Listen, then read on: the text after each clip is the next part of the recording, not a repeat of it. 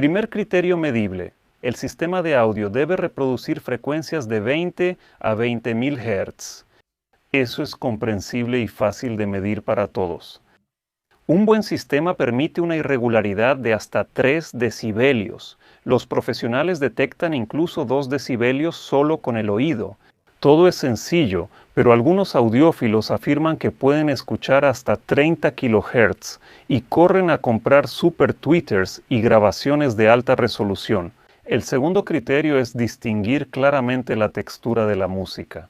Por ejemplo, el violonchelo, la guitarra y el vocalista interpretan la melodía y en cada momento escuchamos el sonido de cada instrumento y la voz del cantante, y de cada parte se entreteje una melodía unificada.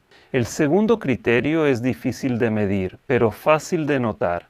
Solo enfoca tu atención en cada instrumento.